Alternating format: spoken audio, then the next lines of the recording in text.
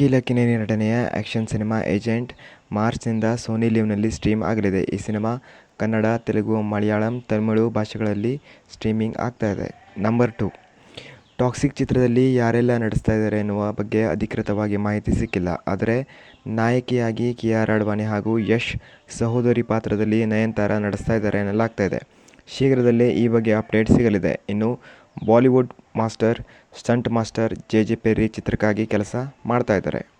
3, ತಪ್ಪು ದಾರಿಗೆಳೆಯುವ ಪಾನ್ ಮಸಾಲ ಜಾಹೀರಾತಿನ ಆರೋಪದ ಮೇಲೆ ಬಾಲಿವುಡ್ ನಟರಾದ ಶಾರುಖ್ ಖಾನ್, ಅಜಯ್ ದೇವಗನ್ ಮತ್ತು ಟೈಗರ್ ಶ್ರಾಫ್ ಹಾಗೂ ವಿಮಲ್ ಪಾನ್ ಮಸಾಲ ತಯಾರಕ ಜೆಬಿ ಇಂಡಸ್ಟ್ರಿಗೆ ಜಿಲ್ಲಾ ಗ್ರಾಹಕ ವಿವಾದ ಪರಿಹಾರ ಆಯೋಗ ನೋಟಿಸ್ ಜಾರಿ ಮಾಡಿದೆ. ಮಾರ್ಚ್ನಲ್ಲಿ ಕೋರ್ಟ್ಗೆ ಹಾಜರಾಗುವಂತೆ ಈ ನಟರಿಗೆ ಆದೇಶ ಹೊರಡಿಸಿದ್ದಾರೆ.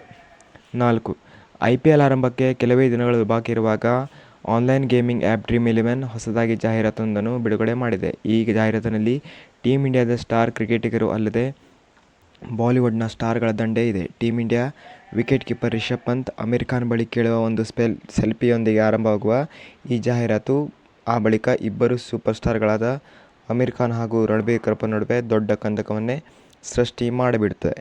ನಿತೀಶ್ ತಿವಾರಿ ನಿರ್ದೇಶನದ ಈ ಜಾಹೀರಾತು ಅಭಿಮಾನಿಗಳಿಗೆ ಸಖತ್ತಾಗಿ ಮನರಂಜನೆ ಕೊಡ್ತಾ ಇದೆ. ಬಾಲಿವುಡ್ ನಟ ಸೂರ್ಯ ನಟನೆಯ ರೆಟ್ರೋ ಸಿನಿಮಾ ಬಗ್ಗೆ ಬಿಗ್ ಅಪ್ಡೇಟ್ ಒಂದು ಸಿಕ್ಕಿದೆ. ರೆಟ್ರೋ ಚಿತ್ರದ 2ನೇ ಹಾಡಿನ ರಿಲೀಸ್ ಬಗ್ಗೆ ಚಿತ್ರತಂಡ ಮಾಹಿತಿ ಹಂಚಿಕೊಂಡಿದೆ. ಮಾರ್ಚ್ 21ರಂದು ಸಾಂಗ್ ರಿಲೀಸ್ ಆಗಲಿದೆ.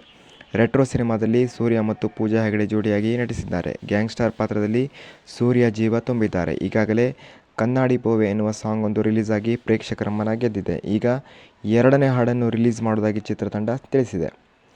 7, ರಾಬಿನ್ ಹುಡ್ ಸಿನಿಮಾದಲ್ಲಿ ನಿತಿನ್ಗೆ ನಾಯಕಿಯಾಗಿ ಶ್ರೀಲೀಲಾ ನಟಿಸಿದ್ದಾರೆ. 2ನೇ ಬಾರಿ ನಿತಿನ್ಗೆ ಅವರು ಜೋಡಿ ಆಗಿದ್ದಾರೆ. ಇದೇ ಮಾರ್ಚ್ 28ರಂದು ಸಿನಿಮಾ ರಿಲೀಸ್ ಆಗಲಿದೆ. ಈ ಸಿನಿಮಾ ಹಿಟ್ ಆದರೆ ಮತ್ತಷ್ಟು ಅವಕಾಶಗಳು ನಟಿಯನ್ನು ಅರಸಿ ಬರಲಿದೆ.